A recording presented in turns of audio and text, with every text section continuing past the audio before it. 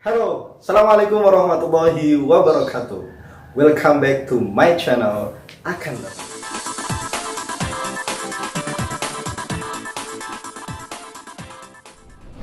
Oke guys, kali ini kita akan belajar bersama dengan materi Simple Present Tense.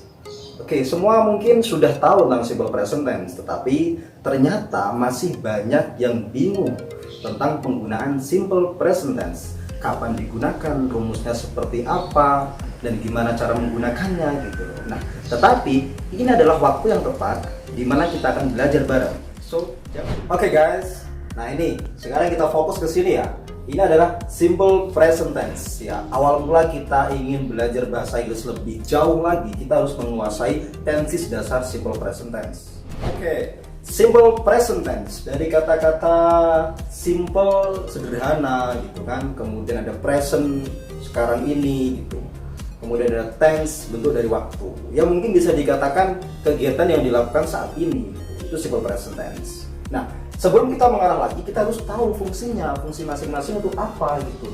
Yang pertama, untuk menyatakan aktivitas yang dilakukan secara berulang-ulang atau kebiasaan. Jadi kebiasaan kamu di rumah itu ngapain aja, ada makan, minum, mandi, dan sebagainya, itu termasuk dalam habitual action.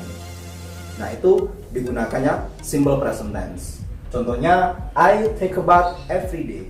Nah, itu adalah kebiasaan kan gitu.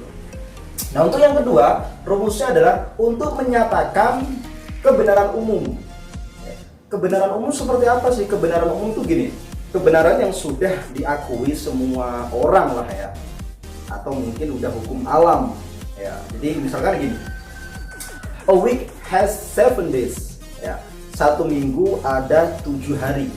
Nah, itu Anda semua udah mengakui itu gitu loh. Gak mungkin ada satu minggu ada 8, 9, 10 hari kan gak mungkin. Makanya kita menggunakannya di simple present tense ya. A week has 7 days. Oke guys, sekarang kita mengarah ke rumusnya ya. Kita mengarah ke rumusnya. Rumus yaitu ada dua sebenarnya ya. Rumusnya itu ada dua. Yang pertama kita akan bahas adalah rumus verbal ya. Verbal adalah predikatnya berupa kata kerja ya, dan kata kerja tersebut adalah aktivitas dari si subjek. Itu adalah rumus verbal. Nanti kita ada rumus nominalnya ya, kita bahas setelah ini. Oke, yang kita lakukan adalah rumus yang pertama adalah positif. Di sini ada subjek ya, verb 1, ada di sini s atau es. Itu nanti digunakan ketika subjeknya she, it gitu. Kemudian ada objek, terus keterangan. Kalau negatifnya subjek do atau does plus not, verb 1, objek sama keterangan. Nah, kalau di negatif itu tidak ada penambahan s atau es gitu. Kenapa? Karena udah ada does nantinya.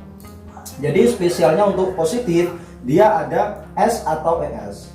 Kemudian yang interrogatif ya, to be-nya kita taruh di depan do atau does, kemudian subjek, verb 1, objek, keterangan ya. Kemudian kalau interrogatif yang negatif, do atau does plus not plus subjek, verb 1, objek, keterangan. Nah, itu terkait dengan rumusnya. Nah, sekarang kita mengarah ke example, contohnya. Nah, kita masukkan subjek you. Nah, kita masukkan subjek you di sini. Kamu ya. Kamu belajar berarti you study, verb 1 ya kan, verb 1. Kok ada s atau s? Nah, ntar dulu, itu nanti ketika subjeknya she, it, kita gunakan penambahan s atau s di akhir verb. Nah, sekarang kita masukkan objek English ya, keterangannya everyday. You study English every day. Kamu belajar bahasa Inggris setiap hari. Nah, gimana dengan rumus negatifnya? Kita coba lihat posisi subjek you ya, kemudian ada do ya, kemudian not, kemudian verb 1 ya, verb 1 kembali normal lagi ya. Di sini ada tambahan s atau s, tapi di sini tidak ada. You do not study English every day. Kemudian gimana dengan interrogatifnya? Apakah kita masukkan do you study English every day? Ya, kita masukkan to be-nya ke depan ya. Do. Kenapa do? Karena subjeknya you gitu loh. Kenapa gak does? Karena subjeknya you. Kalau does itu she, it ya kan. Kemudian kalau interrogatif yang negatif ya, kita masukkan contohnya ya, do ya. Not, kita singkat aja, don't you study English every day, ya. Bukankah kamu tidak belajar bahasa Inggris setiap hari? Atau diartikan apakah kamu tidak belajar bahasa Inggris setiap hari? Nah, itu terkait dengan subjek dari you. Gimana kalau kita subjeknya contohnya she, it, ya. Kita masukkan he di sini. Kita masukkan he, ya. Contoh, he studies English every day. Nah, sekarang di sini yang di atas study, kenapa yang di bawah studies gitu loh, ya kan? Sama-sama artinya belajar, cuman penggunaan grammar itu berbeda.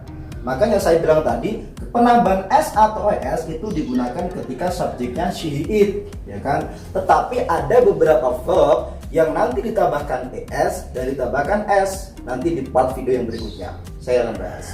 Oke, sekarang kita fokus ke sini nih. He studies English every day.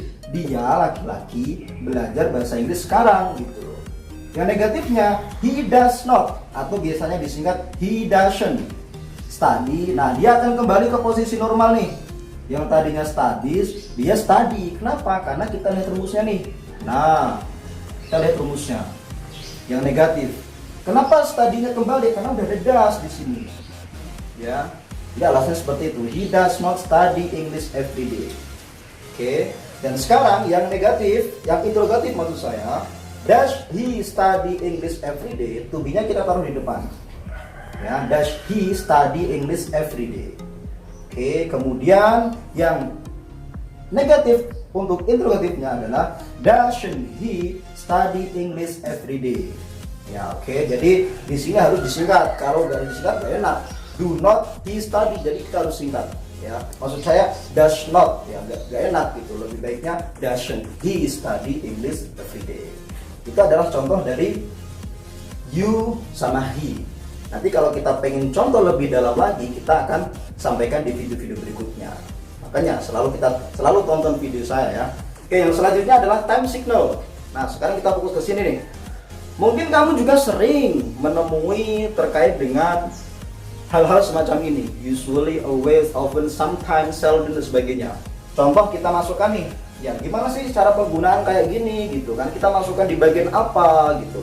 Contoh misalkan gini, saya biasanya makan nasi, berarti I, ya, usually eat rice.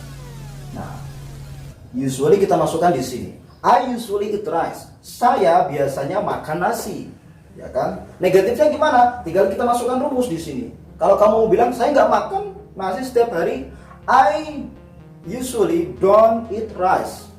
Jadi gitu. Saya biasanya tidak makan nasi saya biasanya tidak makan nasi gitu.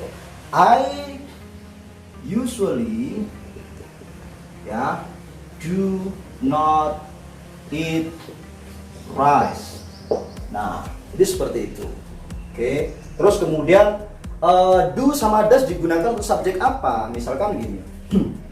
I, you, they, we. Pakainya do. She, he, it. Pakainya yes. Sekarang kita fokus ke nominal sentence, ya kan? Nominal sentence seperti apa sih? Nah, kita bahas. Oke, lanjut ya. Rumus nominal. Ya. Contohnya, kok contoh? Maksudnya ini adalah rumusnya. Kita fokus ke sini nih. Saya nggak fokus, maaf. Sekarang gini, subjek, ya kan? Kalau kemarin juga ada subjek juga. Tetapi setelah subjek ini adalah to be. To be-nya apa? To be-nya is, am, are. Setelah itu sama complement. Complement seperti apa sih? Complement itu ada 3. Ya, ada 3. Yang biasa disebut dengan ana, ya, adjektif, ya kan. Kemudian ada noun, ada adverb, ya kan. Kata sifat, ya kan. Kata benda, keterangan, kata keterangan, ya. Oke, ini dia. Ya. Rumus yang pertama dari positif adalah subjek, kemudian to be-nya bisa milih is, am, atau are. kemudian sama complement. Negatifnya subject to be is am plus not plus complement. Nah, untuk yang interrogatif, to be-nya kita taruh di depan, is am plus subject plus complement ya. Setelah itu, kalau kita pakai rumus yang interrogatif dan negatif, contohnya rumusnya adalah is am plus not plus subject plus complement. Nah, gimana pengaplikasiannya? Sekarang kita lihat ke example. Yang pertama, kita pakai subjek he. Dia adalah seorang murid, berarti he is a student. Ya, jadi kita pakai he is student. Dia adalah seorang murid, seorang siswa. Ya. Gimana kalau negatifnya? He is not a student. Dia bukan seorang siswa. Is he a student? Apakah dia seorang siswa? Ya. Isn't he a student? Bukankah dia seorang siswa? Ya. Sekarang kita melihat contoh yang ini. Complement yang adjektif. Ya. You are handsome. Ya. Negatifnya, you are not handsome. Are you handsome? Ya. Aren't you handsome? Nah, seperti itu aja. Jadi cukup mudah kita untuk membedakan antara nominal sama verbal sentence ya. Mungkin ada yang pengen ditanyakan lagi lebih lanjut, bisa sampaikan di kolom komentar. Oke, dari saya, see you. Assalamualaikum warahmatullahi wabarakatuh.